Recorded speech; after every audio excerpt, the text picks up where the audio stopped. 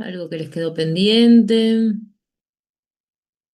Yo tengo una duda sobre el video que era para ver para hoy. Ay, sí, justo era Hoy uno de los anuncios que tenía que hacerles, porque es- chequeé si estaban los videos. El de hoy estaba bien, ¿no? ¿El link? ¿No? no, no, no, no. Esperen, les pongo en el chat el de mañana. O sea que nadie lo vio, porque nadie me avisó.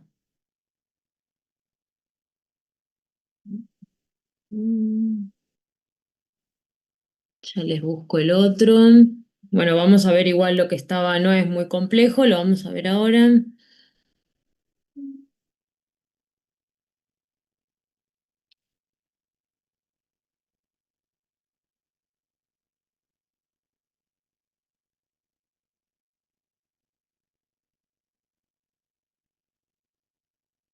Como no me dijeron nada, ni lo chequeé el de hoy, sí chequeé el de mañana y ahí me di cuenta.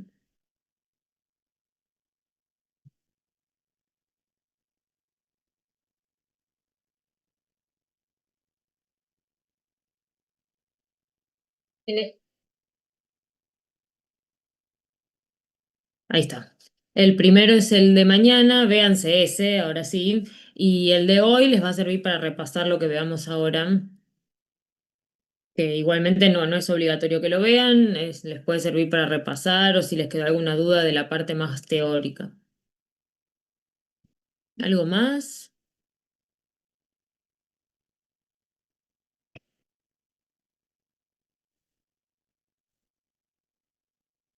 Bueno, yo tengo un par de anuncios, va, fundamentalmente uno. Tenemos confirmado invitado para el jueves que viene. Va a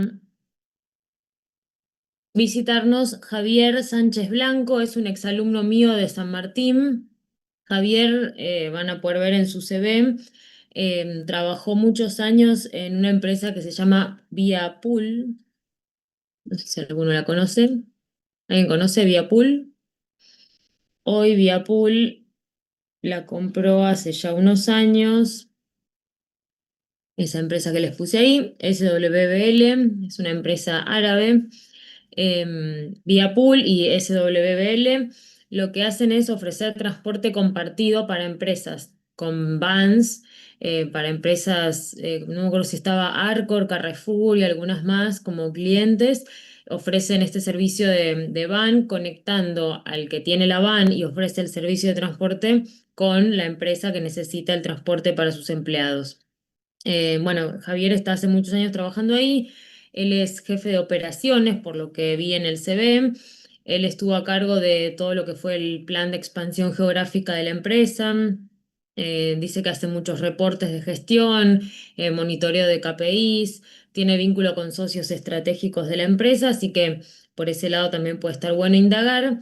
Pero lo traigo porque él es el fundador y dueño de una cervecería que está en Villa Urquiza, que se llama El Holandés Errante. ¿Alguno la conoce? ¿No? ¿Todos Sí, no? no fui, Sí. pero la conozco. Está a 10 cuadras de mi casa, así que cuando me contó que era el dueño de la cervecería, me dio mucha curiosidad y bueno, hablamos mucho en el cuatrimestre de su empresa, por eso ahora lo contacté para que vengan.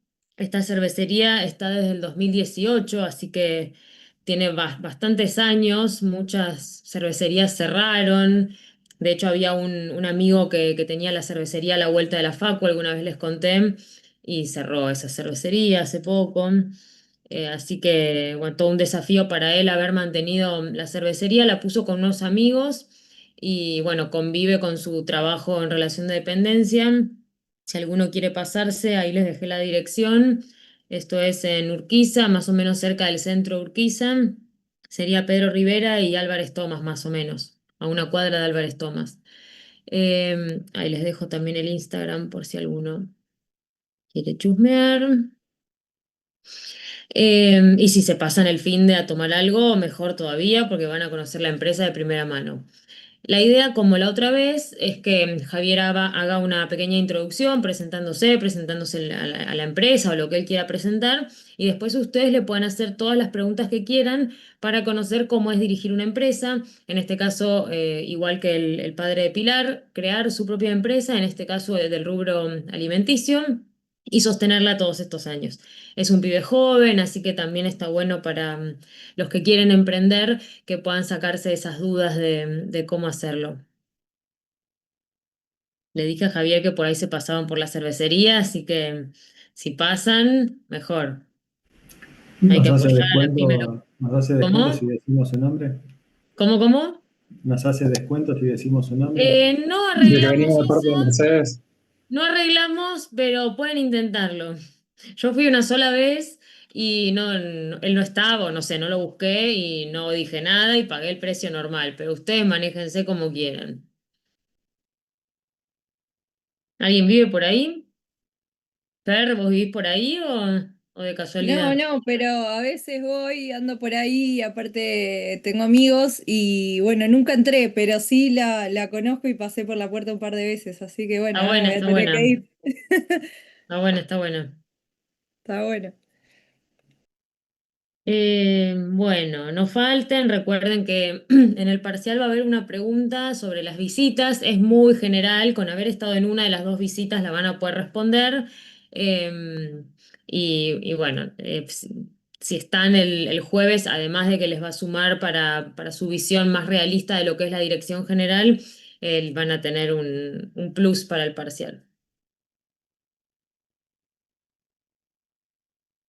Bueno, hoy vamos a hablar sobre la viabilidad de las organizaciones y casualmente hoy en una reunión que tuve en el trabajo, el gerente general hizo una reunión para todos los cargos más altos de la organización y pasó un extracto de un video que viene justo al pelo para la clase de hoy. Es muy larga la entrevista, les voy a pasar solo la primera parte. Es una entrevista a Alejandro Melamed. No sé si alguno lo conoce, se lo lee mucho, se lo escucha mucho en los medios. Alejandro Melamed trabajó muchos años en recursos humanos, trabajó para Coca-Cola, trabajó para Molinos Río de la Plata y antes fue consultor para Arthur Andersen, que ya no existe más, Ernst Young. Pero bueno, lo último, antes de abrirse independiente, él fue gerente de recursos humanos para Latinoamérica de Coca-Cola. Y bueno, ahora tiene su consultora de recursos humanos, da charlas por todos lados, va a las empresas. Esta entrevista, que vamos a ver una parte, él habla sobre la agilidad en las organizaciones y cómo es requisito para las organizaciones hoy, más que nunca, ser ágiles para mantenerse en el tiempo, que es justamente de lo que vamos a hablar hoy. Les dejo la entrevista completa por si después la quieren ver. Y ahí vamos.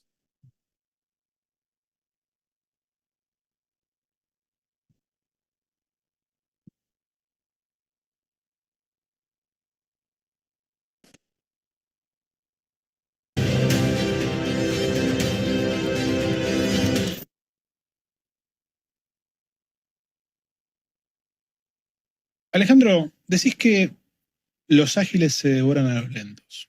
Ujú. ¿Qué significa eso? A ver, tradicionalmente había un concepto, y de hecho todos mis años de vida corporativa nosotros lo decíamos recurrentemente: las empresas grandes se devoraban a las empresas chicas. Inclusive había como una especie de chiste que nos hacíamos, era de qué manera nosotros los mejores candidatos se iban de una compañía a la otra, pero nunca se iban de una compañía chica. Era como que el juego estaba entre los grandes. Poco a poco, este paradigma, este axioma, fue cambiando y mutando muchísimo. ¿Por qué? Porque los mejores talentos hoy ya no buscan la compañía grande, esa que tenés muchos procesos, que tenés muchas instancias, que son lentas, que son difíciles de movilizar. Lo que buscan fundamentalmente es la capacidad de tener una aproximación rápida al proceso de toma de decisiones, una velocidad de respuesta. Entonces, por un lado, el concepto de que los grandes se comen a los chiquitos desaparece. Ahora, después uno podría decir, bueno, entonces los chiquitos se comen a los grandes. No, no es eso. Lo que sucede es que aquellos que tienen mayor capacidad y velocidad de respuesta tienen muchas más herramientas que los pequeños.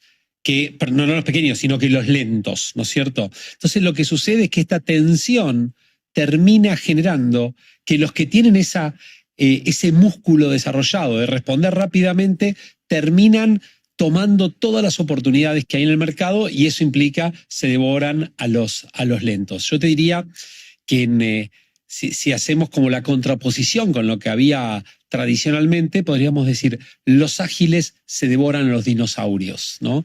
Y los dinosaurios son aquellas empresas, ya sea pequeñas, medianas o grandes, que tienen procesos muy lentos de toma de decisiones, procesos burocráticos y que demoran mucho tiempo y en el contexto que estamos viendo nosotros, que rápidamente tenés que cambiar de un lado para otro, obviamente estos quedan fuera de juego. ¿Cómo lográs esa velocidad que se necesita? ¿O qué significa? ¿Cuáles son las características que tenés que tener para tener velocidad? A ver, primero una distinción que no es menor. Tenemos que separar velocidad de apresuramiento. Muchos piensan que ser veloz es apresurarse y ahí te vas a chocar contra la pared. Lo primero que tienes que tener es una dirección, saber para dónde vas. Si no sabes para dónde vas, por más que vayas muy rápido, te vas a pegar el golpe en cualquier momento o en la curva te vas a quedar. Punto número 1. Punto número 2, una vez aprendí que la mejor manera de desarrollar velocidad y agilidad es como cuando vamos al gimnasio. Cuando vamos al gimnasio lo que hacemos es tratar de desarrollar nuestros músculos para que tengan la elasticidad necesaria para responder ante cada uno de los estímulos. Bueno, yo te diría que la agilidad y la velocidad tiene que ver con el músculo mental de las empresas y cuán preparados y listos están para responder ante el estímulo constante y permanente que tenés del mercado. Bien, todas las decisiones, la resolución de problemas. Es en realidad identificación de problemas, capacidad de velocidad en la toma de decisiones, como bien decís vos, y capacidad de resolución de los problemas también rápido, entendiendo que no vas a encontrar la solución perfecta, que tal vez nunca existe, pero que es preferible 90% ejecutado que 100% sin ejecutar nunca. Que no sé si coincides, ¿no? Pero hay como un concepto de que cuanto más grande la compañía, más lenta se vuelve. A ver, ¿no? yo ahí lo que te diría es, yo creo que no es un tema de tamaño, de grande o pequeña. Ves empresas enormes de comercio electrónico y que son súper, súper veloces, ¿no? Yo hice hace 1 año y medio, más o menos un poquito más, un viaje a Silicon Valley para entender cuál es la cultura de las compañías que uno admira, ¿no? Las compañías que pueden ser Airbnb, compañías como Netflix, como Amazon, como Google, todas estas que uno dice, wow, quisiera ser como Salesforce, estas compañías que uno dice, quisiera ser algún día, cuando sea grande, quisiera ser como estos, ¿no? Que podríamos tranquilamente acá también agarrar varios los unicornios, etcétera. Entonces, algo que aprendí ahí es que no importa el tamaño, sino importa la cultura. Y de hecho, hay un concepto que hoy se está poniendo muy en boga, que es cómo preservar lo que se llama el alma del startup, ¿no es cierto? El espíritu del startup. ¿Y qué significa esto? Todas estas empresas que te mencionaba, en algún momento fueron un startup. Iniciaron muy chiquititas con toda la velocidad que tiene ese tamaño, ¿no? Bueno, lo que hoy están tratando de advertir es cómo prevenir que esas compañías no se conviertan en burocráticas, en lentas, con un montón de procesos y con un montón de burócratas trabajando adentro, ¿no? Porque muchas veces cuando empiezan a crecer, empiezan a contratar gente de otras organizaciones que vienen con otra cultura, con otras mentalidades y empieza a ponerte estos obstáculos en los procesos, ¿no? Y yo te diría que es un desafío enorme que tienen estas compañías porque claro, una cosa es cuando sos 1, 3, 5, 10, 20, 50, 100, 200, 500. Ahora, cuando empezás a crecer exponencialmente, no solo en tu mercado y en tu negocio, sino también en tu capital humano, en las personas que trabajan en tu organización, claro, ahí empiezan a mezclarse subculturas que dependen de las culturas de las cuales provenían cada una de estas personas, ¿no? Entonces te diría que es uno de los aspectos que más se está tratando de focalizar hoy en día para que no se conviertan en las nuevas Kodak de este mundo, para poner un nombre, ¿no? Porque Vamos a dejar ahí. Y ¿Qué les parece? ¿Qué se quedaron? Está Interesante interesante, como comparación. dice, Sí, que las Martín. empresas ágiles son las que, digamos, sobreviven y las lentas se quedan. Al revés, o sea, antes era que las empresas grandes se comían a las chicas y ahora Ujú, las empresas que logran adaptarse sin importar el tamaño que tienen, pueden seguir adelante.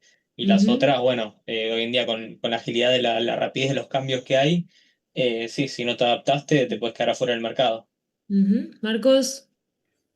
Me pasó en lo último que dijo, lo de al crecer, querés traer gente para ocupar esos espacios, para organizarlo, y esa gente trae una propia cultura, una propia forma de trabajo, y eso al chocar no te permite crecer. El dicho, bueno, siempre se hizo así, y bueno, choca mucho con las nuevas culturas de trabajo que hay hoy en día. Me pasó porque en el puesto que estaba no estuve mucho tiempo y veo que al día de hoy sigue buscando el mismo puesto para la misma empresa. Lo siguen buscando, o sea, eso me hace preguntar, nadie queda porque choca mucho de eso de, bueno, siempre se hizo así y no podés traer esa cultura que tenés a esa empresa. Ujú. Martina.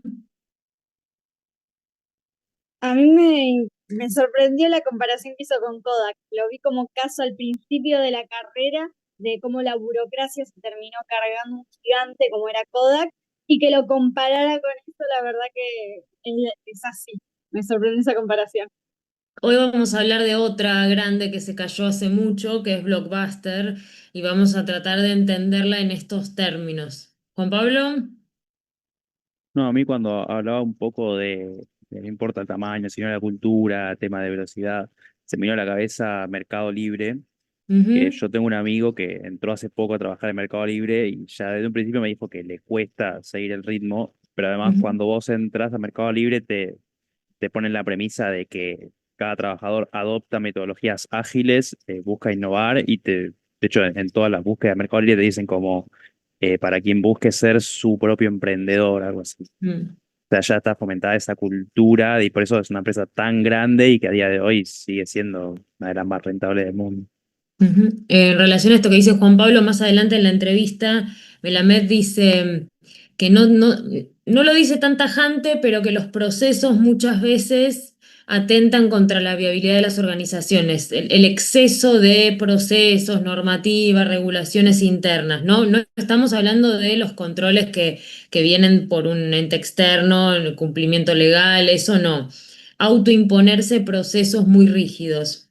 Él dice que, por ejemplo, creo que cita Mercado Libre justamente, tiene como 4 o 5 premisas generales y todos los empleados las conocen. Tienes esa guía de principios de la empresa bajo las cuales se debe regir cualquier empleado. Y cada empleado, a partir de esos principios, decide por sí mismo. Esto que dice Juan Pablo del el empleado emprendedor es eso. Vos sabés, la empresa quiere, no sé, calidad de atención al cliente, el cliente es lo primero. Bueno, yo ya sé que puedo hacer cualquier cosa, pero siempre bajo esa premisa. Y bueno, y los liberan. Dice incluso, si te lo dice en la entrevista, los dejan elegir cuántos días de vacaciones quieren tomarse, usándolos con responsabilidad, etcétera. Pero bueno, es esta línea. Enrico. Sí, siguiendo un poco el punto que acabas de decir. Yo estoy trabajando en una empresa que arrancó como una startup y bueno, lo conecto con lo que dijo, que el mantener como la mentalidad de startup, que es como muy complicado por un tema de que ya escalas tanto o creces tanto que muy difícil, porque se hace tan burocrático y a medida que creces te haces más lento. Ujú, Eh, Veo que hoy lo que está pasando en mi empresa es que ya está como en camino de ser una corporación y ya es muy burocrático en cuestiones, por ejemplo, de data, en todo lo que es datos es súper burocrática y súper lenta, pero muchos otros procesos como es operaciones o desarrollo de producto son súper rápidos y todo lo que es ujú, customer success, ponele. Pero, pero lo que veo es que empresas como la mía, que son tecnológicas, lo que se enfocan principalmente es en la escalabilidad de todos los procesos que implementan. Eso es como ujú, lo primero, eso es como el norte, más cuando estás creciendo, ¿viste? Así que nada, me quedo principalmente con eso, como que ujú, por lo menos lo que veo que son las empresas que hoy están dominando el mercado en lo que es revenue y crecimiento son tecnológicas, siempre se ujú. enfocan en lo que es escalabilidad. Ujú. Bueno, lo dice en este extracto de entrevista que vimos, que tenemos que tener bien en claro a dónde vamos. Esto que dice Enrico, queremos ir hacia desarrollo rápido de soluciones para el cliente. Bueno, vamos hacia allá. Entonces nuestra agilidad tiene un sentido, no es ser rápidos y cambiar porque sí. Hay empresas que tienen la filosofía del cambio, por cambiar porque sí. Bueno, entonces todo el tiempo te están cambiando de puesto, te están cambiando de tareas, te están cambiando de equipo, de manager porque sí, como que pareciera que no hay un sentido. Primero busquemos el sentido y después entrenemos la agilidad. Ido, No, nada, que lo, lo que más capaz me llamó la atención es, o la pregunta que le haría al que quizás la desarrolla después, es cómo mantiene la velocidad eh, y la coordinación en una empresa grande. Porque ujú, capaz, cuanto más grande sos, no sé si es tan fácil, o sea, entran cada vez más variables en juego, cada vez tenés que coordinar más áreas, más personas, más gente, y la ujú, toma de decisiones indefectiblemente va a ser más lenta. ujú. Entonces es como que eso es interesante quizás. Bueno, más adelante en la entrevista, después, si les interesa, véanla, dice, en una empresa óptima, vos tendrías la dirección y la parte estratégica, digamos, y la parte operativa. No habría mandos medios. ¿Por qué? Dice él. No digo que esto sea verdad, yo no soy experta en estructuras ni tampoco en agilidad, pero él que sabe un poco más nos dice, si vos tenés una dirección que te fija un buen rumbo, que te da una visión clara y planea estratégicamente, y abajo tenés una parte operativa muy buena, con empleados no solo por conocimiento técnico, sino porque son autónomos, tienen este perfil emprendedor, toman decisiones. Si vos tenés una parte operativa con ese perfil, no necesitas ni que alguien te controle, ni que alguien te autorice, ni sumar burocracia, que lo único que hace es hacer lentos los procesos. Entonces él dice, con esta estructura tenemos empresas más ágiles y, retomando lo que dice Guido, no tenemos tanta pérdida de tiempo en pasos que a veces no suman nada. Incluso dice en la entrevista, a veces la gente termina como haciendo cosas para justificar su existencia. Inventan tareas, reportes, controles, reuniones para justificar que tienen que existir. Per,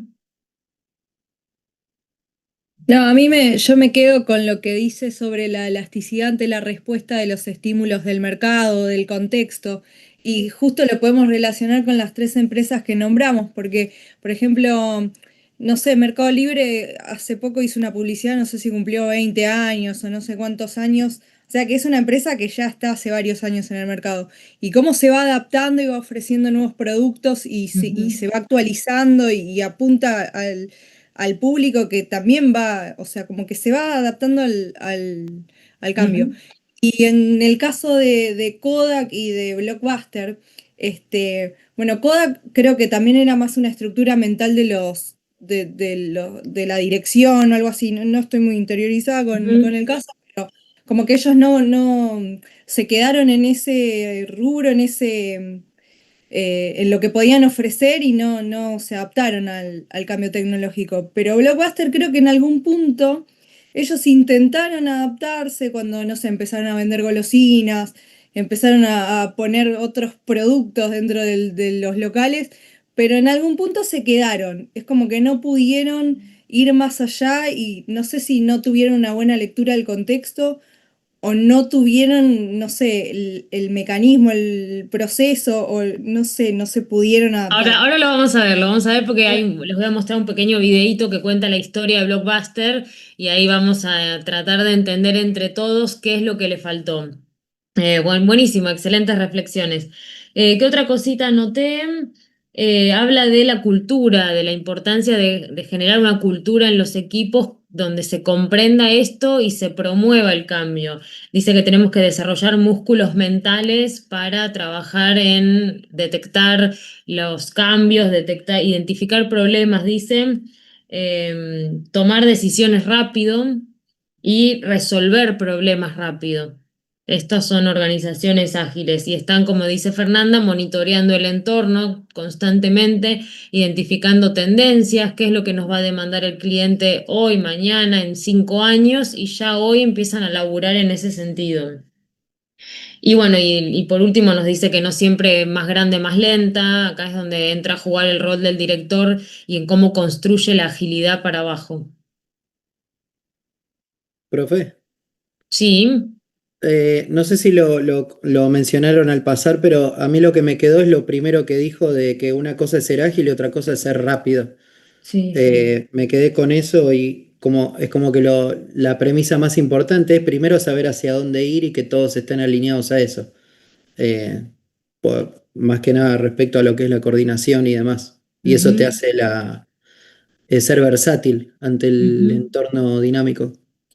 Sí, sí, totalmente. La decisión no se tiene que tomar apresuradamente. Tenemos que reaccionar rápido, pero si hacemos un constante monitoreo del entorno y estamos al tanto de las tendencias, si sabemos las innovaciones tecnológicas, no sé, la inteligencia artificial, ya estas empresas ágiles seguro que la incorporaron en los distintos procesos que hacen. Y hay otros que todavía están en el debate de si sí, si no, por dónde, hagamos una licitación.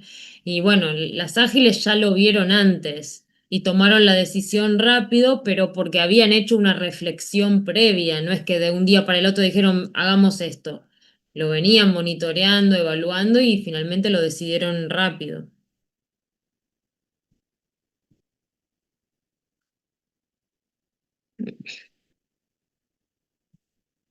Bueno, vamos a ver lo que estaba en el video, ya que el link estaba mal. Lo que pase medio rápido, igualmente lo van a tener descrito en el video. Quiero que lo tratemos de aplicar al caso de Blockbuster, que creo que va a ser mucho más útil que ver tanto las definiciones teóricas. Bueno, esta es la bibliografía, el capítulo primero de gestión de la complejidad. Vamos a hablar, vamos a diferenciar primero lo que es la autoorganización, la viabilidad. Vamos a definir qué es la viabilidad, que tiene que ver con la existencia de 3 grupos de procesos que deben realizar las organizaciones: recursivos, reflexivos y de aprendizaje. Como introducción al capítulo nos dice que las organizaciones van hacia un lugar. Esta es la racionalidad finalista y tiene que ver con lo que nos decía Melamed en el video, tener en claro hacia dónde vamos. Ahora, no alcanza con eso. Para que la organización tenga la capacidad de mantenerse en el tiempo, tenemos que hacer otras cuestiones. No es solamente tildar objetivos en nuestro plan estratégico, sino que tenemos que hacer un poco lo que decía en la charla Melamed, algún tipo de reflexión respecto a las amenazas a nuestra continuidad futura y hacer algo al respecto, obviamente. No es solamente relevar problemas, sino tomar decisiones y generar cambios en la organización. Muchas veces lo que les pasa a las organizaciones es que se quedan en el plano este de hacer un plan estratégico y ir tildando objetivos. Esto tiene que ver mucho con la parte de eficiencia y eficacia que controlan las organizaciones, que obviamente está bien tener objetivos y verificar si se cumplieron o no, analizar los desvíos, pero este análisis de la viabilidad es más estratégico, es más de fondo, es de pensar en amenazas a nuestra continuidad, tanto provenientes del interior como del exterior de la organización. Estamos en un contexto complejo, inestable, cambiante. Tenemos que pensarnos a nosotros dentro de ese marco. Cuando hablamos de viabilidad, ¿de qué estamos hablando? De la capacidad, lo tienen ahí en el segundo punto, de las organizaciones de mantenerse, pero no es mantenerse haciendo siempre lo mismo, sino renovándose en forma integral, su estructura, tanto propósitos, capacidades como relaciones, y crecer en este contexto cambiante, complejo, incierto, volátil, sin perder identidad. Entonces, estamos pensando en mantenerse a través del tiempo, en el futuro, renovándose, cambiando, creciendo, pero sin perder identidad. Esto es una organización viable, una organización que tiene esa capacidad. Ahora, la capacidad la va a tener en la medida en que tenga desarrollado eso, como dice Melamed, músculos mentales. Tiene que tener desarrollados esos músculos mentales hoy para poder afirmar que tiene la capacidad de mantenerse a futuro. Esos músculos mentales entonces los tenemos que buscar al interior de la empresa. Tenemos que ver si puertas adentro esa empresa tiene desarrolladas esas capacidades que necesita para a futuro ser viable. Esto implica que las personas que trabajan en la organización, pero fundamentalmente sus directivos, tengan esta forma de pensar y la capacidad para trasladarlo a los equipos que dirigen. Esta forma de pensar tiene que ver con el potencial que puede tener la organización, con conocer las demandas actuales y futuras de los distintos actores con los que se vincula la organización, los empleados, los clientes, los proveedores, la comunidad, el Estado, pensarnos en ese contexto cambiante y qué les tenemos que dar a futuro a cada uno de esos stakeholders y cómo lo desarrollamos. Pensando en Mercado Libre que dijimos recién, podría haber dicho, listo, ya está, tengo la app, es un boom, gano un montón de guita. No, ellos están siempre pensando cosas nuevas para anticiparse a demandas del cliente, para mejorar procesos, para que la competencia no los copie. Ya vimos el otro día que es muy fácil copiar al otro ahora. Vemos cómo produce, hacemos algún tipo de relevamiento, compramos el mismo sistema y ya lo podemos copiar. Hola Sol, no te preocupes. Hoy Mercado Libre solicitó al Banco Central la autorización para hacer un banco, perdón, Mercado Pago quise decir. Sí. Va a ser interesante eso porque los bancos tradicionales son estructuras históricamente, digamos, burocráticas, más lentas. Va a estar bueno, va a estar bueno ver eso. ¿Una solicitud para qué? Para hacerse banco. Claro, Mercado Pago hoy solicitó al Banco Central autorización para empezar a operar como banco tradicional, digamos. Como una entidad financiera. Exacto, sí. Justo hoy en la reunión esta que les contaba, en el salón de actos del banco, estaba la posibilidad de hacer preguntas, y anónimas o no, y alguien anónimo preguntó cómo vamos a competir con Mercado Pago. Y bueno, y ahí está todo el plan estratégico del banco para destacarse por sus servicios, sus productos, nuevos. Por ejemplo, el banco está desarrollando una plataforma para que los que quieren sacar un crédito hipotecario puedan entrar, tipo un marketplace, y elegir la propiedad desde ahí. Son propiedades ya evaluadas por profesionales del banco que cumplen con todos los requisitos para acceder a un crédito hipotecario, como preseleccionadas, y vos entrás ahí y la elegís desde ahí. Bueno, ese tipo de desarrollos innovadores, anticiparnos a lo que haga la competencia, es parte de lo que necesitamos para tener esta mirada, estos músculos que nos van a ayudar a mantenernos en el tiempo. Bueno, siguiendo el libro nos dicen que las organizaciones están como en un continuo donde pasamos de situaciones de continuidad, que sería... Perdón, me están apagando las luces. La continuidad, que sería mantenernos y hacer siempre lo mismo, status quo, versus la ruptura, que sería dejar de existir como somos y o morir como organización o renacer como otra organización distinta. En el medio tenemos estos procesos de renovación y transición. La organización que se renueva es aquella que cambia, que hace cosas nuevas, pero siempre dentro de una identidad, una forma de ser que es la que tiene actual. Y a veces hay periodos de crisis donde las organizaciones deben reconstruirse o renovar sus estructuras en pos de esta continuidad en el tiempo.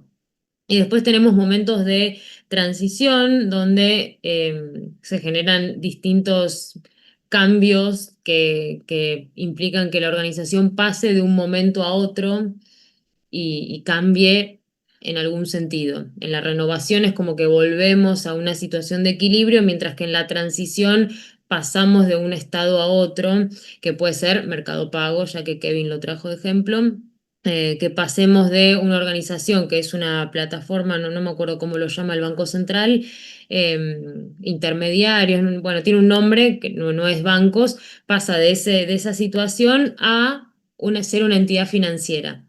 Mercado Pago está transicionando en ese sentido, pasando de una estructura y un tipo de organización a otro distinto.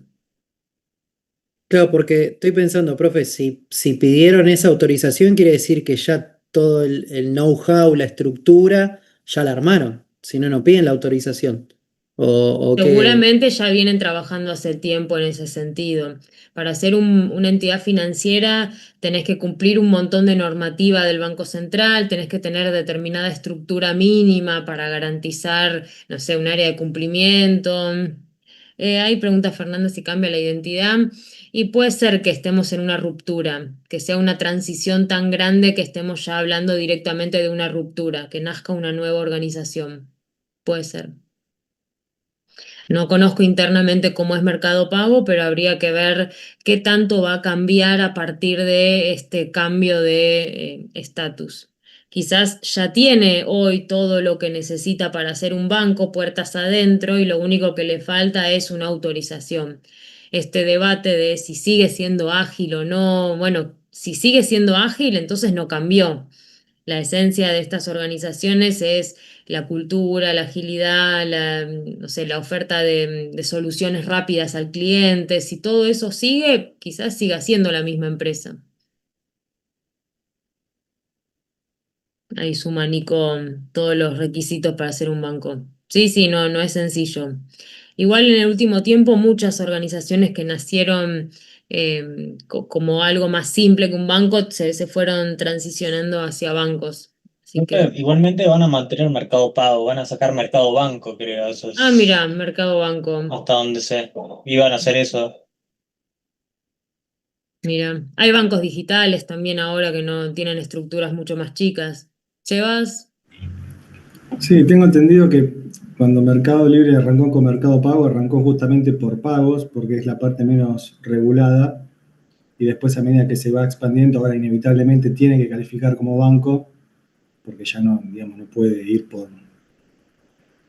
La gran diferencia es todo lo que un banco puede hacer, las actividades admitidas por el Banco Central para un banco comercial, que está en la Ley de Entidades Financieras, lo habrán visto capaz en Administración Financiera. Bueno, todo eso lo va a poder hacer Mercado Pago a partir de que se transforme en banco comercial.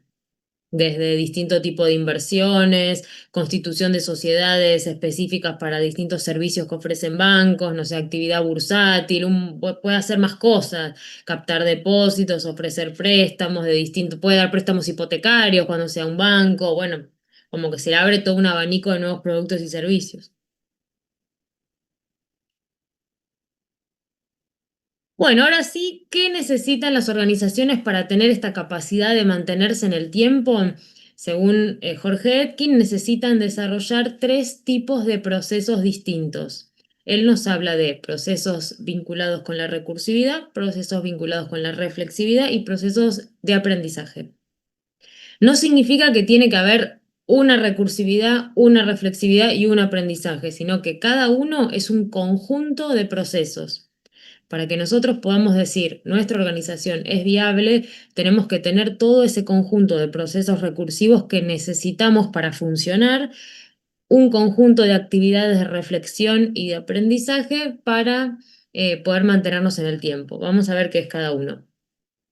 Cuando hablamos de la recursividad, estamos pensando en repetir. La recursividad es algo que se reitera.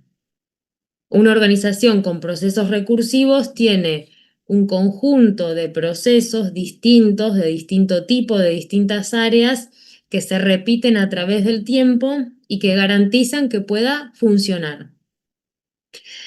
Esto tiene que ver un poco con la autoorganización porque es procesos que permiten organizarse a la propia empresa.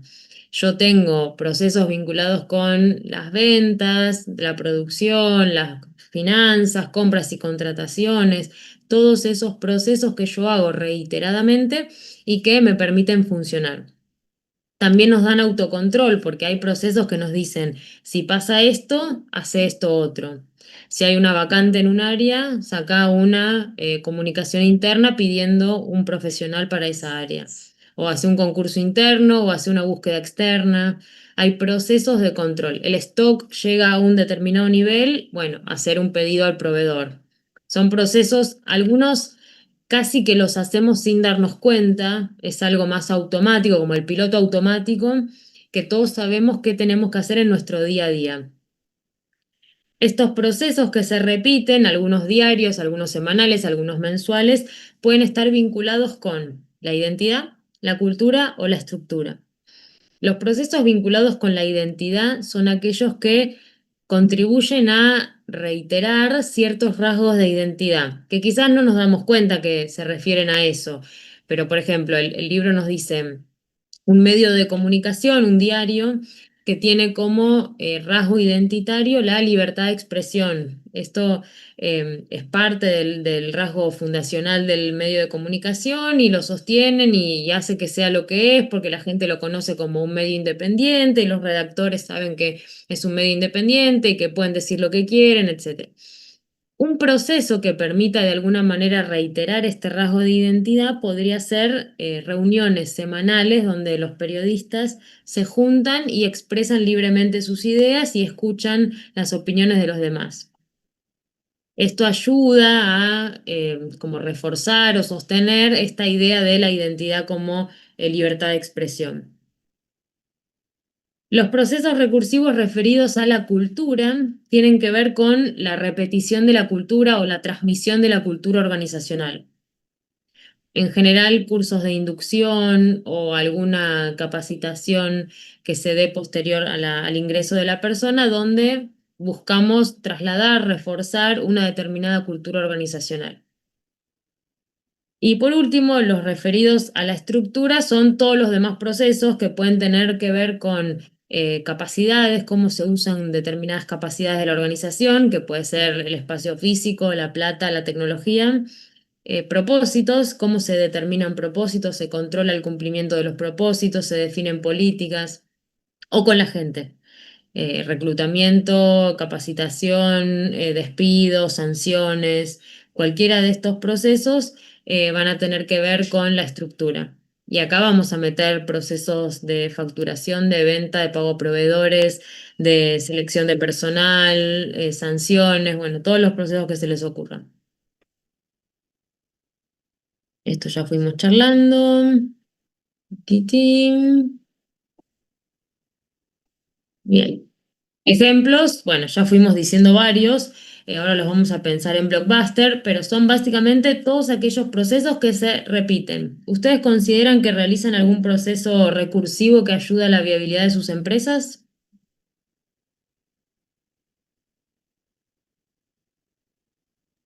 Por ejemplo, Según- cuando la facturación, no sé, yo no facturo, pero le doy la indicación a finanzas que puede facturar. Ujú. Eso lo hago todos los meses. Bien, Fernanda realiza en forma repetitiva un proceso que contribuye a la viabilidad de la organización. Sí, porque si no facturamos, no cobramos, no hay plata, no se puede hacer nada. El proceso sería recibir esa documentación o ese pedido, se analiza, se procesa, se carga en un sistema, se manda un correo y después se hace la facturación y se termina cobrando.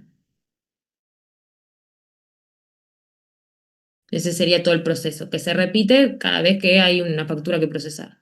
¿Quién más? Todos hacemos procesos recursivos. ¿Alguno más? Bueno, yo todas las semanas, el primer día de las semanas, al listado de los deudores y me junto con cada vendedor a ver sus deudores para la semana para que los contacten.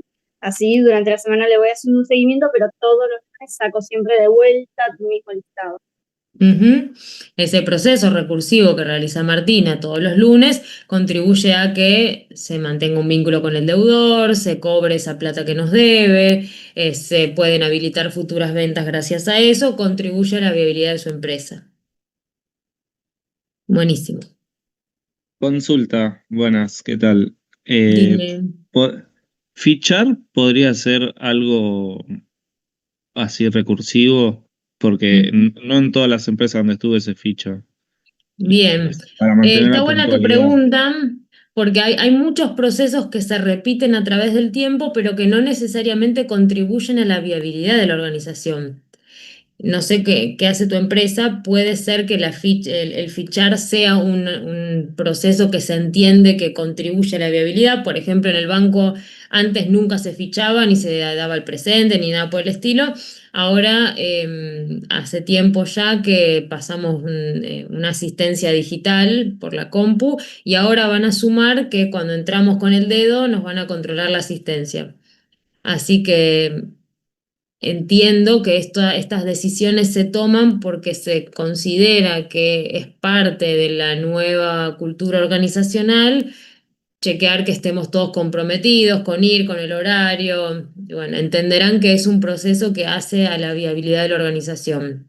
Ahora, estas reflexiones respecto a si este proceso sirve o no, lo decía Melamed en la charla, ¿sirve o no este proceso? ¿Estamos sumando burocracia al pedo? Esa revisión, ahora vamos a ver, es una reflexión que tenemos que hacer y si producto de esa reflexión llegamos a la conclusión de que hay que borrar un proceso porque no nos hace viables, lo tenemos que hacer.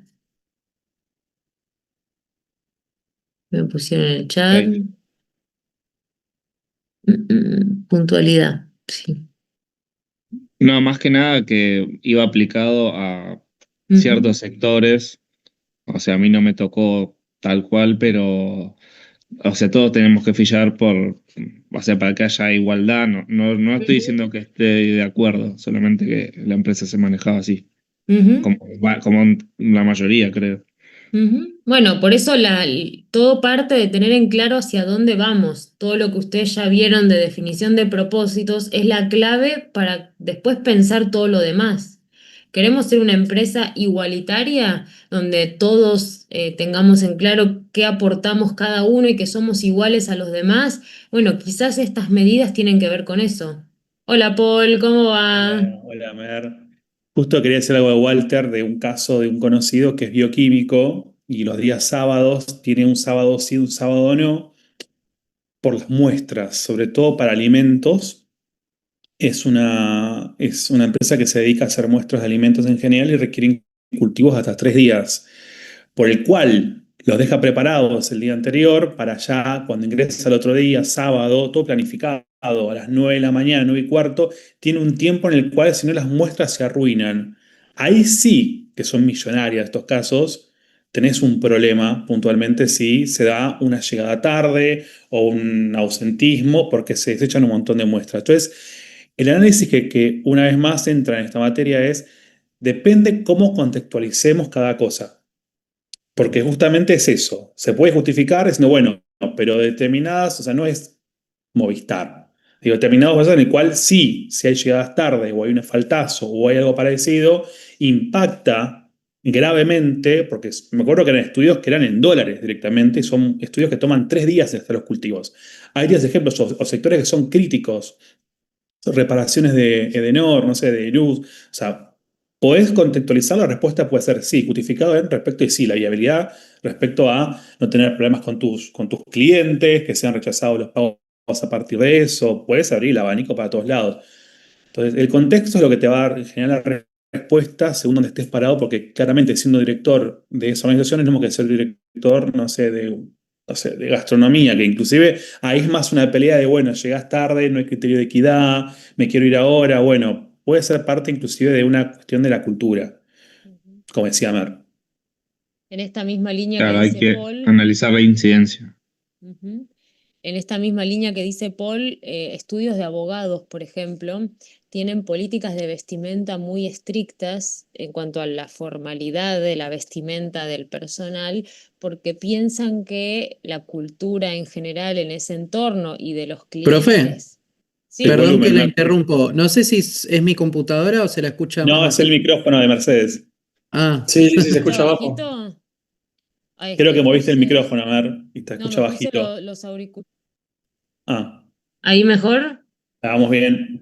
Ah, es que me puse los auriculares. Mm. Em, Les decía que en estudios de abogados, por ejemplo, es común que haya requisitos de vestimenta muy estrictos en lo formal, porque es parte de la imagen que quieren mostrar, que son serios, profesionales, uno va a confiar su salud legal en un grupo de personas, en un estudio, en un profesional, y la vestimenta inconscientemente o conscientemente nos hace ver más serios. Y bueno, en ese contexto se entiende que tengamos políticas de vestimenta tan estrictas. Brian, iba a comentar, me quedé pensando en ejemplos de nuestras empresas de recursividad vinculada a la cultura. Estaba pensando en, por ejemplo, donde trabajo una vez por año, se hacen, que le dicen las reuniones de familia, donde se junta todo el sector de todas las industrias. Y suele estar dividido en dos etapas. Primero que te hablan de los objetivos a nivel región que se lograron, cantidad de horas trabajadas, cantidad de personas nuevas contratadas, en qué puesto salió en la encuesta de Great Place to Work, logros individuales, reconocimientos, hacia qué lado apunta la organización en cuanto a la cultura, en cuanto a respecto a nivel región, y después siempre se hacen actividades que después se compiten con las reuniones de familia de otros sectores de la empresa. Eso se hace una vez por año. Más que nada, quería comentar barra preguntar si eso sería un ejemplo de una actividad recursiva para mantener la cultura. sí, sí, sí, total. Bien, y lo que es, por ejemplo, las fiestas anuales, la famosa fiesta de fin de año que muchos trabajos hacen, ¿ese también sería otro ejemplo?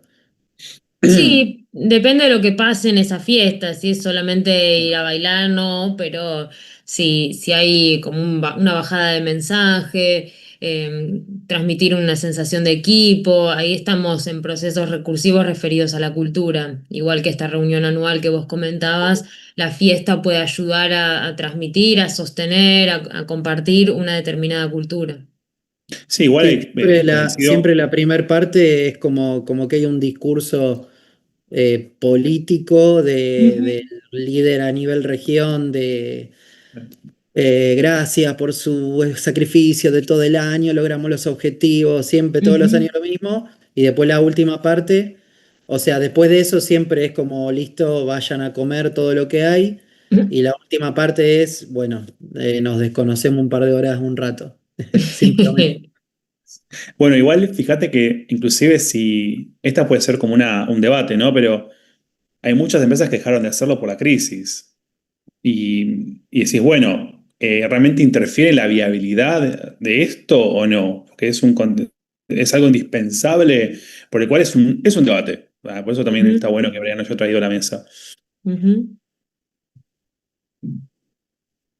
No todo lo que se repite nos hace viables. Eso tiene que ser claro. Nos hace viables en la medida en que contribuya a hacer algo positivo para nuestra organización, para el futuro de nuestra organización. Tampoco es que resta, ¿no? Tipo, no es No, que no. agrega burocracia. Sí, sí, total. Es un proceso recursivo que a lo sumo es neutro, pero lo hacemos, lo repetimos y lo repetimos con un sentido. Que después se cumpla o no ese objetivo es otro tema.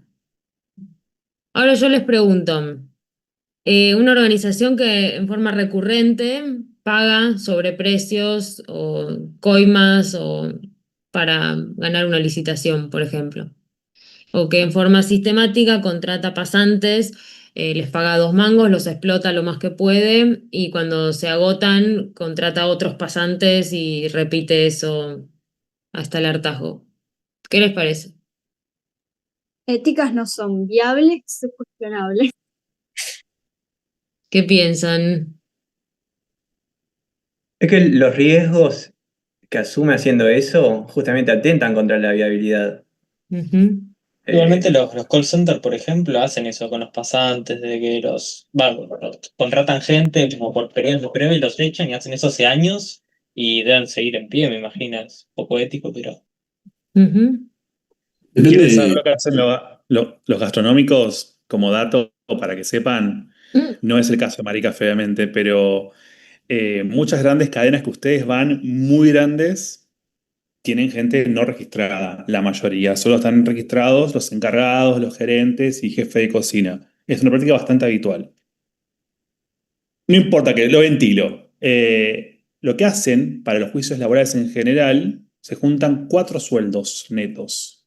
Para cuando haya problemas, los sientan a la mesa y le pagan los 4 sueldos y se van. Respecto a la estructura de pasantes o gente que fue sobreexplotado o lo que fuera. Por el cual, el consejo, que inclusive a mí me lo han dicho, vos tenés que ahorrar 4 sueldos por empleado y los tenés en negro.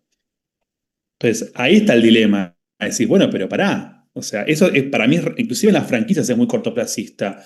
Ejemplos que yo les conté una vez, o un accidente de RT, alguien que se puede cortar un brazo, cuchillos, una mano de freidora, puede poner en riesgo todo el negocio. O sea, un juicio, pero mucho más profundo, no registrado.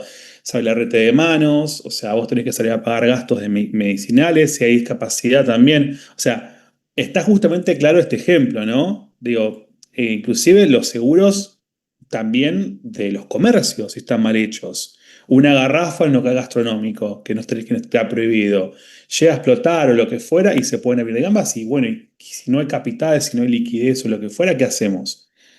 Entonces, ¿vieron? Es justamente esto.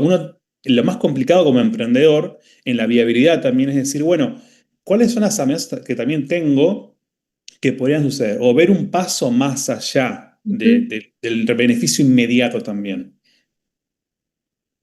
Sí, refuerzo lo que dice Paul. La viabilidad no es hoy, no es pensarnos hoy, sino pensarnos a futuro, en un largo plazo. Quizás hoy, circunstancialmente, esta forma de trabajar nos sirva económicamente, pero a futuro nos puede traer algún problema, o porque se pierde conocimiento, ya hablamos de gestión del conocimiento, o como dijo Paul, incumplimos en algún momento alguna normativa y eso nos puede llevar a que nos cierren, nos sancionen, nos suspendan, pero también por lo interno, porque la gente ve eso, absorbe esa cultura, trabaja más, menos desmotivada, traslada eso al cliente. Obviamente que hay negocios donde el call center que decía Martín, seguramente es un trabajo como es poco calificado, de poco valor agregado y con mínima satisfacción. Y aparte que a muchas empresas no les importa invertir en un buen call center porque no les importa la mala atención al cliente, les es funcional este negocio. Ahora, si yo quiero que la gente siga comprándome a mí, tengo que invertir en un buen call center con gente que labure bien, que esté comprometida. Y esto un poco va de la mano con ofrecerles una forma de contratación acorde. Si no, la gente no va a durar nada, después voy a tener que invertir guita en capacitarlos, se van a ir, van a atender mal al cliente, el cliente se va a ir disconforme, va a publicar en todos lados que lo atendí mal, menos clientes van a querer venir conmigo. Y lo mismo en gastronomía que contaba Paul, si yo tengo gente contenta atendiendo a mis clientes, seguramente mis clientes vuelvan y eso a la larga termina siendo beneficioso para la organización. Entonces, la conclusión en estos casos es que hoy puede que la organización funcione así, pero nuestra mirada como directores generales tiene que hacernos pensar en el futuro. Y estos círculos viciosos, como los llamamos, a la corta o a la larga nos van a hacer inviables. Cada vez es más fácil que esto salte y el consumidor haga algo al respecto, o nos deje de comprar, o nos denuncie, o comparta esa disconformidad con el resto, y termina perjudicando en lo económico a la empresa. Termina en TikTok. O sea, son testigos de lo que Sí, está pasando en todos lados. Aerolíneas, Avianca, no sé. O sea, imagínense el impacto también que puede tener. Y eso ya es inmanejable en un sí, momento. sí. Bueno, hasta acá los procesos que repetimos. Ahora, repetir y repetir procesos no alcanza para mantenernos en el tiempo. Además de repetir, tenemos que reflexionar. Y esto es lo que hablábamos al principio de la agilidad. Las organizaciones viables están reflexionando todo el tiempo respecto a insuficiencias que tiene el modelo actual de la empresa, por cambios que pueda haber en el exterior o en el interior que mi modelo actual de organización no alcanza a cubrir, a satisfacer. Este proceso implica hacer una autocrítica, una revisión crítica de toda nuestra organización. ¿A dónde estamos yendo? ¿Qué estamos ofreciendo? ¿Cómo lo ofrecemos? Revisar procesos recursivos también. ¿Qué está fallando en lo interno? ¿O qué proceso, estructura, persona tenemos o nos falta y tenemos que empezar a desarrollar? No es natural, si bien dijimos la recursividad es medio automática, piloto automático, la reflexión y el aprendizaje no es algo que se da solo. Alguien o grupos en la organización tienen que forzar que esto se haga, dedicar tiempo a reflexionar sobre qué es lo que estamos haciendo y qué deberíamos estar haciendo. Y es esencialmente una labor del director general hacer esta reflexión de él y los mandos medios y trasladarlo también hacia abajo, que la organización reflexione y reflexione ágilmente, podríamos sumar. No es hacerlo una vez, sino es un constante reflexionar sobre lo que deberíamos estar haciendo. Acá tienen un poco lo que estuvimos charlando, es vernos a nosotros mismos, criticarnos, ver qué problemas tenemos. Es una reflexión razonada. Tenemos que hacerlo conscientes, revisar nuestros procesos, revisar nuestras estructuras, revisar las demandas del contexto y intencionalmente hacer este diagnóstico de nuestra organización. ¿Qué variables analizamos en procesos reflexivos? Vemos nuestra historia, los errores que cometimos en el pasado, qué están haciendo otras organizaciones, qué me demanda el cliente, el mercado, las tendencias de la industria, a dónde queremos ir, esta definición de la visión que nos decía Alejandro Melamed. Podemos hacer distintas auditorías que nos permitan detectar desvíos, revisar metas, objetivos, trabajar en temas de responsabilidad social, la parte ética que vimos también tiene que ser parte de nuestra reflexión. Se puede relevar información a través de entrevistas, encuestas, focus group. Bueno, reflexionamos y ahora la reflexión deberíamos asociarla con un cambio y ese es el aprendizaje. Los procesos de aprendizaje son los cambios organizacionales que se generan luego de o como consecuencia de una reflexión previa. Identificamos limitaciones en nuestro modelo, ahora tomamos la decisión de cambiar hacia un sentido determinado.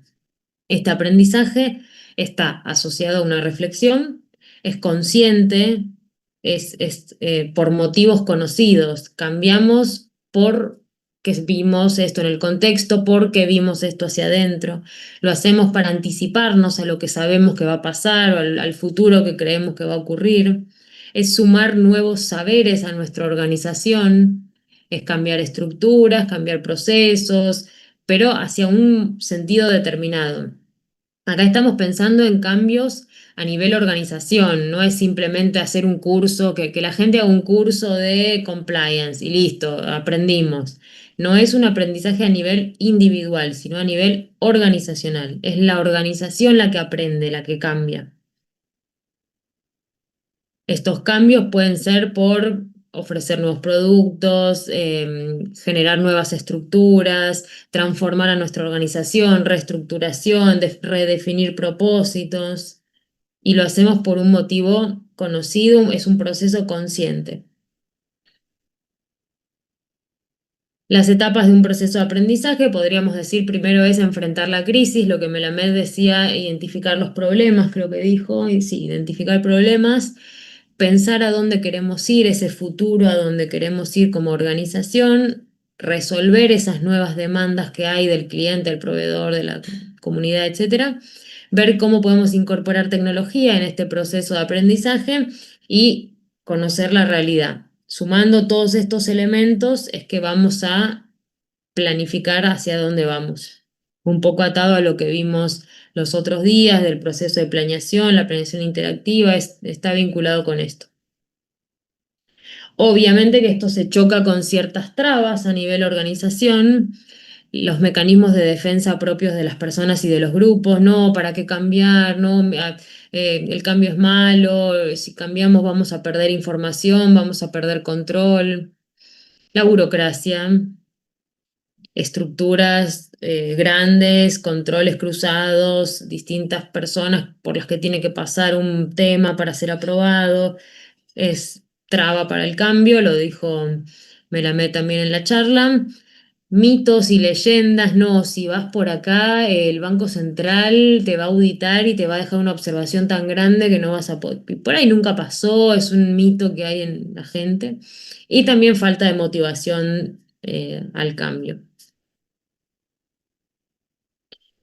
El libro termina diciéndonos que para la organización es inteligente tener un modelo donde en la base tengamos el aprendizaje o la agilidad en términos de la charla. Si en la fundación de nuestra organización tenemos instalado este modelo de agilidad, aprendizaje, cambio, estar escuchando las demandas, cómo adaptarnos a nuestra organización, vamos a ser una organización inteligente. Para esto nos dice tenemos que construir el capital intelectual, que es lo que llamó Melamed el músculo interno, no me acuerdo cómo dijo, los músculos mentales. Tenemos que desarrollar nuestros músculos mentales para poder ser esta organización que necesitamos ser para mantenernos. Aspectos vinculados con el aprendizaje, bueno, acá les puse algunos, anticipar resistencias al cambio, relacionar la reflexión con el aprendizaje, cómo comunicamos los procesos de cambio, el compromiso de la dirección con este proceso, cómo estimular a la gente, tener recursos para llevar adelante el cambio. Acá tienen un resumen de esto. Esto lo vamos a saltear y vamos a ver nuestro caso de Blockbuster. ¿Alguna duda?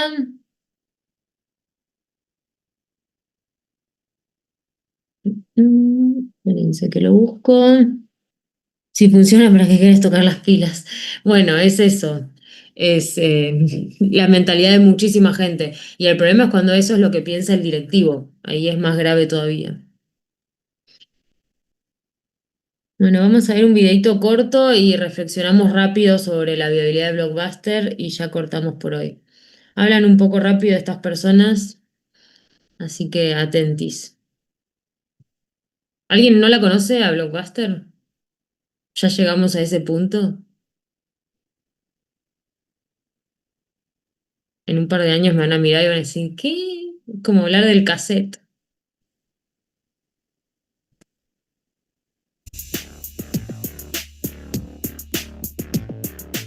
¿Recuerdan a Blockbuster Video? La tienda de alquiler de películas, series y videojuegos que marcó la generación de los años 80, 90 y 2000. Esta compañía fue una de las más exitosas en la historia, con más de 9.000 tiendas abiertas en todo el mundo. Pero si esta compañía tuvo tanto éxito, ¿por qué desapareció? En este segmento de ¿Sabías qué? Hablaremos de la historia de Blockbuster, las mejores tiendas de alquiler de películas en el mundo. Imagine the perfect video store. It would have a great selection, right? Right. Over 10,000 videos. 3 evening rentals, so no rush, no hassle. Fast checkout. 24-hour quick drop return. Open late every night. Well, the perfect video store. Welcome to Blockbuster Video. Is popping up all over the country. There's one near you. Blockbuster Video. Wow, what a difference. En el 1985, un hombre llamado David Cook fundó una tienda de alquiler de videos llamadas Blockbuster. La tienda abrió en Dallas, Texas, y era muy diferente a todas las demás tiendas de alquiler de videos. Por ejemplo, Blockbuster tenía una amplia biblioteca de títulos de videos y seleccionaba ciertos títulos según la ubicación geológica de las tiendas. También se negaron a vender películas para adultos, lo que significa que eran muy amigables con las familias y diferentes a otras tiendas en ese momento.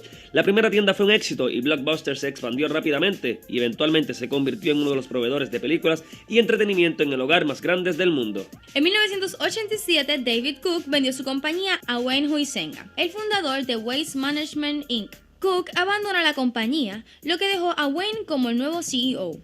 Este movimiento provocó una expansión masiva de tiendas y en el 1988, cuando sus nuevas oficinas centrales se mudaron a Florida, Blockbuster era ahora la tienda de alquiler de películas más exitosas en los Estados Unidos, con más de 400 ubicaciones. En los años 90, Blockbuster tenía 3.900 tiendas. La compañía era tan poderosa que literalmente compraban la competencia y convertían esas tiendas en una de las suyas. Con todo el éxito en el 1994, Blockbuster se fusionó con Viacom por un valor de 8.4 mil millones de dólares. Tras ese acuerdo, el liderazgo de la compañía cambió un poco, lo que llevó a la compañía a cambiar su nombre a Blockbuster Entertainment Inc. En este punto, la compañía era más grande que nunca. Siendo la compañía más grande de los Estados Unidos, parecían intocables, pero pocos sabían que estaban a punto de encontrarse con su mayor competidor. En el 1997, un hombre llamado Reed Hastings recibió una multa de $40 por devolver la película Apolo 13 tarde. Con su frustración, Reed fundó una pequeña compañía para competir con Blockbuster. Esta empresa era Netflix. Netflix se lanzó el 14 de abril del 1998 como un modelo de pago por alquiler, lo que permitía que los DVDs se envíen por correo. La compañía comenzaría a construir un lema en el que una persona pagaría una tarifa plana de alquileres ilimitados sin fechas de vencimientos ni tarifas. Cuando Netflix comenzó no parecía ser una gran amenaza para el gigante que era Blockbuster, pero entonces ocurrió un momento que acosaría a la compañía por el resto de su existencia. En el 2000, Netflix fue ofrecido a Blockbuster por $50 millones. Sin embargo, rechazaron la oferta. Para ser justo, Blockbuster en ese momento estaba generando $800 millones solo por pagos atrasados. Así que en este momento le estaba yendo muy bien. La compañía alcanzó su punto máximo en 2004, teniendo más de 9.000 tiendas en todo el mundo y empleando a más de 60.000 personas. Blockbuster también se separó de Viacom en este momento y para fines de 2004, Blockbuster fue valorado alrededor de $5.000 millones. Volviendo a Netflix, en febrero del 2007, la compañía había entregado 1.000 millones de DVDs y en ese momento eran menos rivales de Blockbuster y más amenazas para ellos. A medida que se produjo este logro para Netflix, la compañía comenzó a introducir video por pedido en Internet. En cuanto a Blockbuster, la compañía decidió disolver completamente el servicio en línea que se había establecido anteriormente. Y la nueva estrategia de negocios se centraría 100% en ventas físicas, lo que resultaría ser una decisión fatal para la empresa. Blockbuster tuvo bajo rendimiento años anteriores y estaba a borde de la muerte. El 10 de febrero de 2010, Blockbuster cesó todas sus operaciones en Portugal, cerrando 17 tiendas. Las cosas empeoraron aún más en marzo. Después de una auditoría, Blockbuster emitió una advertencia de bancarrota, ya que la compañía tenía una deuda de más de $1.000 millones. Con la compañía apenas siendo capaz de mantener un sistema corporativo en funcionamiento, Blockbuster finalmente se declaró en bancarrota, teniendo más de $9 millones en deuda. Para entonces, Netflix ya había introducido su servicio de transmisión y estaba ganando miles de millones de dólares. En otras palabras, Netflix fue responsable de la muerte de Blockbuster y de las tiendas de alquiler de películas en general. Blockbuster es ahora una reliquia del pasado y un ejemplo perfecto de una corporación estadounidense masiva que era demasiado lenta.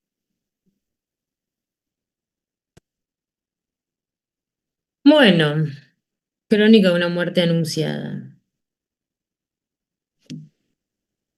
¿Qué les pareció el video? Puedo agregar un pequeño detalle porque me acuerdo en otra materia los profesores nos contaron este caso.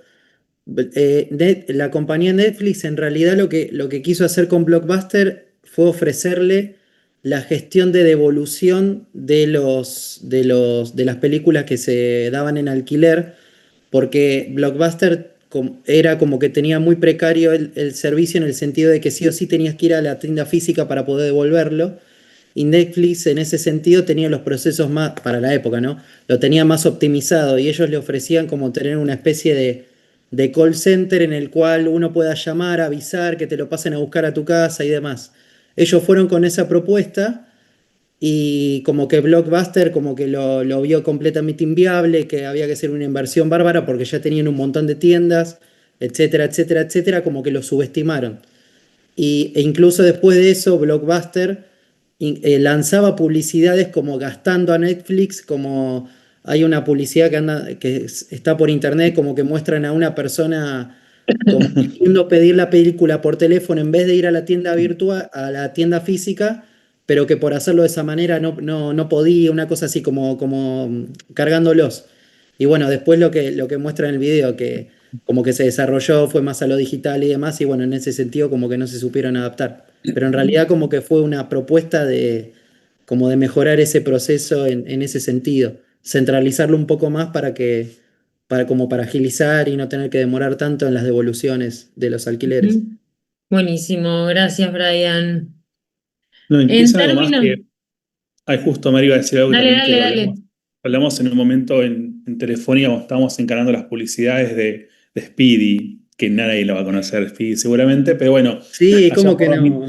bueno, yo estaba en marketing, adquisición de Speedy y después estuvimos en la parte de publicidad y cómo comunicar las campañas, etcétera, y era, bueno, la campaña más fuerte que hicimos fue Speedificate, que fue muy masiva, mucho alcance, pero bueno, después vino la famosa banda ancha 2.0, que era un invento, pero era cómo iba avanzando el uso de Internet y daba el espacio todo esto también atrás.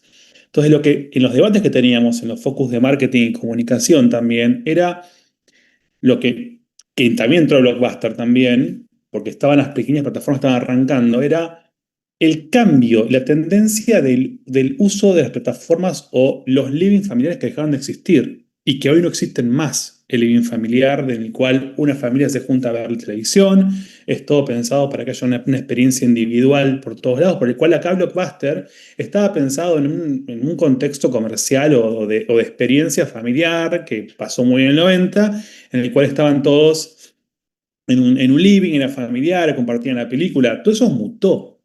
Y todo eso también más allá inclusive de la experiencia de te devuelvo o no te devuelvo, la capacidad reflexiva fue bastante baja, porque esa tendencia estaba arrasando el mundo.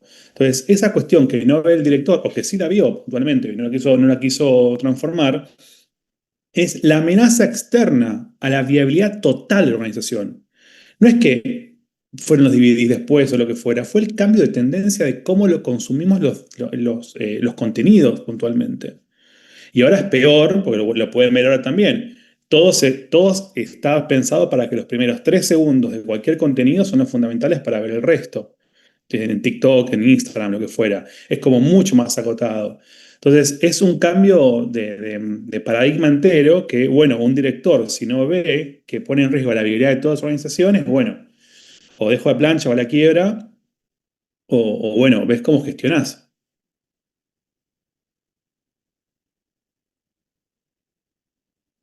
Estás muteada, Mer. Ay, sí. Fer,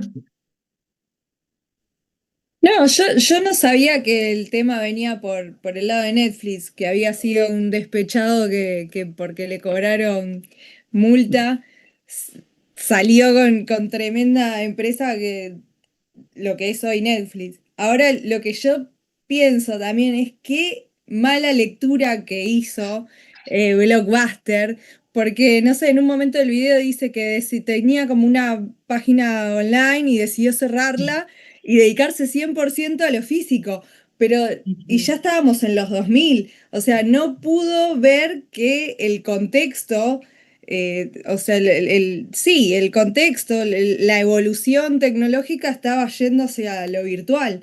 Y nada, se cavó su propia fosa porque fue una decisión espantosa que tomaron ujú. ellos. Para ordenar la reflexión, vamos primero a ver si tenía procesos recursivos Blockbuster. ¿Qué les parece? ¿Qué procesos recursivos que la hacían viable tenían? El alquiler de las películas, con la devolución, con los tiempos de... Exacto, ese proceso de el cliente va, elige una peli, va por la caja, no me acuerdo si pagabas, te la llevabas, la devolvías al cabo de X días, era un proceso recursivo que se reiteraba a través del tiempo y que le ayudaba a mantenerse porque con eso ganaba plata. ¿Qué más? Un La renovación de título. Había un proceso recursivo para que cada vez que salía una peli, en esa época las tenía muy rápido Blockbuster, en esa época no había tanta piratería, cuando empezó Blockbuster no había Netflix, no había nada, entonces vos ibas a un videoclub normal y siempre Blockbuster tenía películas más nuevas. Entonces todo ese proceso de renovar las pelis, si se rompía una, cambiarla, bueno, todo eso era parte de un proceso recursivo. ¿Qué más? La estrategia de abrir nuevas tiendas, de que estar a disposición del cliente en cercanía. Yo me Ujú, acuerdo que tenías uno por localidad más o menos. ujú.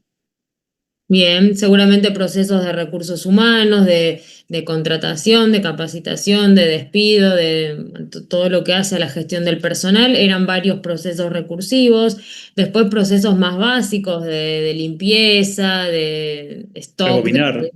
Sí, ¿qué? ¿Rebobinar? ¿Qué es eso? Todos estos procesos hacían que funcionara Blockbuster. No los vamos a poner a todos, pero es ese conjunto de procesos que hacía que ellos pudieran abrir, cobrar, pagar, tener gente. Todo eso la hacía recursiva. Ahora, en cuanto a reflexividad, ¿qué podemos decir? Un poco ya venía anticipando Fer. ¿Qué reflexiones hizo o no hizo? ¿O qué lectura hizo del contexto? Y una Y muy creo mala lectura. una puede ser que pensó que la gente iba a preferir ir al local a buscar la película que hacerlo de su casa. Sí, pecaron de ser muy conservadores. Ujú, Sobreestimaron a lo que se venía de lo digital. ujú. Eh, bueno, eso de los 2000, el tema de la piratería, o sea, en la antigüedad, no, en la antigüedad no, los 90 era mucho más difícil piratear. En la antigüedad tiró Marcos, lo voy a Mal, matar. Yo apago la no, era cámara. más difícil un VHS piratearlo que un DVD. El DVD era mucho más fácil piratearlo. Y eso también lo perjudicó bastante a Blockbuster. Con el Tampoco se adaptaron DVD, muy bien de pasar del VHS al DVD. no, no. Le costó bastante. Sí, sí, con el DVD esto que dice Marcos es verdad. Empezó a haber manteros que vendían películas en la calle a 10 pesos, no sé, no me acuerdo, cuando alquilarlas salía lo mismo. Pero se dan Y cuenta que empezamos todos a comprar las pelis en los manteros. la necesidad se mantuvo siempre de ver contenido. El Ujú. tema es cambió la forma, pero siempre estuvo la necesidad, por el cual ahí, en lo que es la reflexibilidad, no es que falló la necesidad de ver contenido, cambió el contexto. Sí, sí. Sí, sí, total. Y ahí se encontraron con una estructura, volviendo a nuestros dominios, ellos tenían mucha gente y mucha inversión en capacidades, en edificios muy grandes, lo vieron en el videíto, eran hermosos los locales de Blockbuster, casi todos son Pharmacity ahora, porque son locales muy grandes y con mucha inversión en infraestructura, que era una gran capacidad estratégica en su momento, que después terminó siendo un lastre. Sebas. Sí, yo había leído en su momento que a lo que apostaba Blockbuster, lo que decía era que como que no se iba a perder este ritual de ir en Ujú. familia, al local físico, elegir la película. Yo me acuerdo de chico que era todo un evento ir a Blockbuster a Sí, alquilar. era hermoso. Estaba buenísimo elegir la peli ahí y todo, pero sí, bueno, claramente Claro, o no fue. mismo como que terminaba yendo, por lo que me acuerdo, como que ibas al Blockbuster para ver qué había salido. Sí, sí, sí, sí. Era para eso, porque por ahí te enterabas primero, antes por ese medio, antes que por una publicidad televisiva o algún póster en la calle, etcétera. Ujú. Marcos. Hay un episodio, no sé si lo conocen todos, a South Park, donde pasa una situación así, como el papá de uno de los personajes le dice a la... Uy, te muteaste, Marcos. Perdón, no sé si escucharon. Decía, hay Uno de un los episodio, personajes le dice. un personaje, uno de los padres del personaje dice que encontró un negocio y que compró un Blockbuster. Mm, Buenísimo. Y todo el episodio gira en torno a por qué no fue un buen negocio. O sea, lo compró en 2012 el Blockbuster, básicamente, que decía, bueno, no, los pueblos no tienen buena internet, entonces la gente quiere ir a ver, va a seguir alquilando películas. No, bueno, Halloween la gente alquila películas de terror. Y demuestra, bueno, puedes ver películas incluso en las consolas, o sea, le estaban mostrando eso, o sea, puedes descargarte Netflix en una consola de videojuegos y verlo, o sea, no hay necesidad de Blockbuster. Está muy bueno el episodio, si bien que tiene temas muy fuertes a veces, pero está muy bueno como muestra todo eso de eso del que fue un error tremendo y no lo vio. Ujú. Bueno, si lo hubieran visto, ¿qué aprendizaje hubieran hecho? ¿Qué cambios hubieran hecho en lo interno para procesar todo este nuevo mundo que se venía? Bueno, Creo que estratégicamente podrían haber hecho, ¿por qué no una alianza con Netflix? Que ellos ya venían desarrollando ese medio digital para que la gente llegue a esos nuevos lanzamientos. Ujú. Digo, Martina, también. ay, perdón. No, tranquilo. Después vamos con vos. Ok. Yo creo que habrían tenido que desarrollar más el tema de mirar quién miraba el entorno, porque en marketing lo primero que les enseñamos a los chicos es miren el entorno, quiénes están naciendo, cuántos nacimientos hay, si la gente sale más en pareja o menos, que hoy se ve la bajada de la tasa de natalidad, eso quiere decir que estamos yendo más al individualismo, eso ya lo vemos en marketing. Digo, les faltó tener a alguien analizando el mercado, desarrollar más Ujú. esa. Total, esa reflexión no se hizo. Juan Pablo, No, iba a decir que supongo que estuvieron eh, varios años como queriéndose matar por haber dado de baja la aplicación que estaban haciendo, que era la competencia de sí, sí, Netflix, sí. que terminó siendo el reemplazo perfecto de Blockbuster. Marcos, No, bueno, también no supieron aprovechar las ventajas que tenían. Estaban asociados a Viacom. Viacom es la empresa dueña de MTV, de Paramount, de CBS, o sea, que si bien no ofrecía el mismo servicio que Blockbuster, pero al separarse de ello perdieron una oportunidad, no sé, de poder compartir visiones así, que al día de hoy Paramount también es un servicio de streaming separado de Netflix y eso. ujú. Bueno, ya que hablamos tanto de Netflix, fue pionera en el streaming. Logramos todos tener una cuenta de Netflix muy rápido porque de repente era la forma más barata y más rápida de ver un montón de títulos, pero hoy ya no es lo mismo que cuando salió. Hoy hay varias plataformas y que compiten entre sí, que tienen títulos distintos, algunos incluso se quejan que Netflix tiene cosas viejas, que ya no está tan buena, que hay otras mejores. Hay un aparatito, un Chromecast o algo así, me decía mi cuñado el otro día, que te permite acceder a todas las plataformas. Como ya cambió el contexto. Y seguramente también cambian las demandas de los clientes. Los pibes jóvenes seguramente no quieran ver lo mismo que los que tenemos más de 30. Eh, ¿qué va a hacer la organización ahora para mantenerse vigente? Sebas. Sí, eso es verdad. En realidad, lo que vendía antes Netflix era que tenían el algoritmo por el cual ellos te podían recomendar algo que vos jamás en la vida hubieses visto por tu cuenta, pero ellos te lo recomendaban, lo veías y te encantaba. Mm, Y eso era como su gran, digamos, punta de lanza.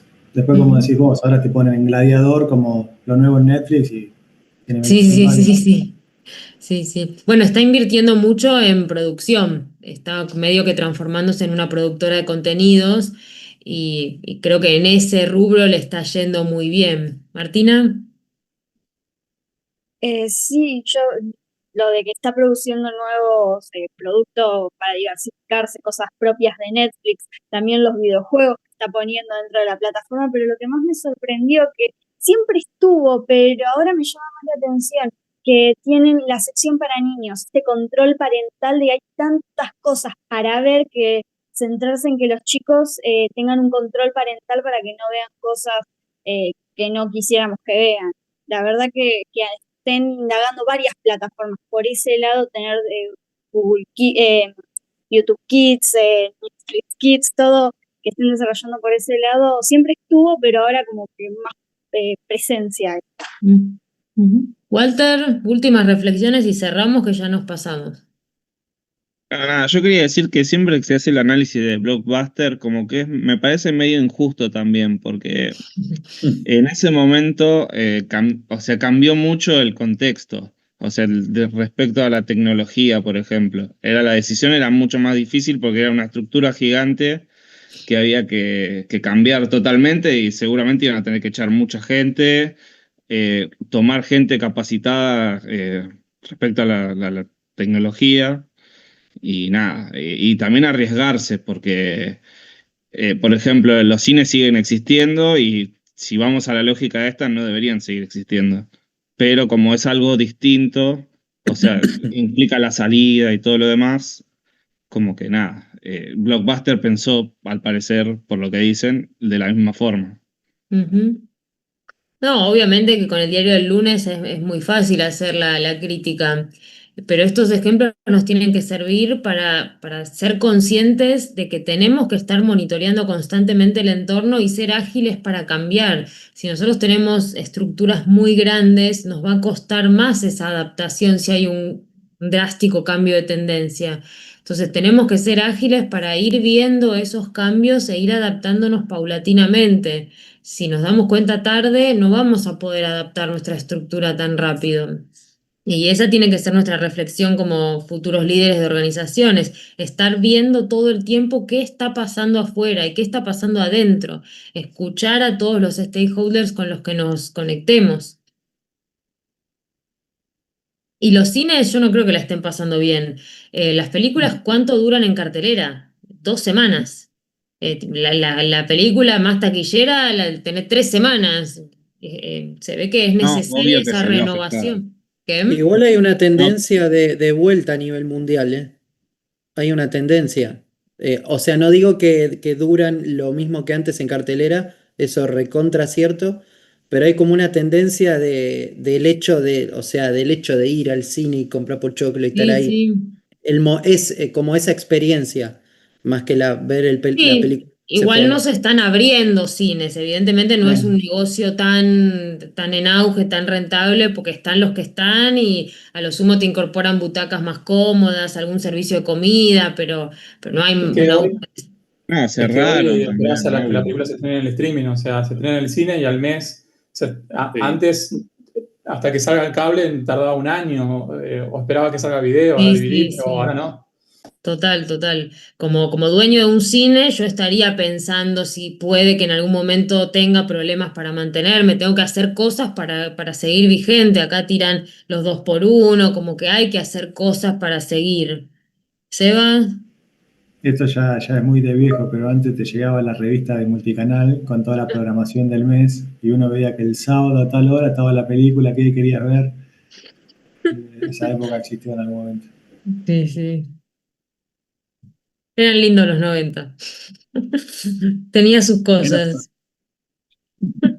Bueno, gente, espero que con los ejemplos estos les haya quedado un poco más gráfico el tema.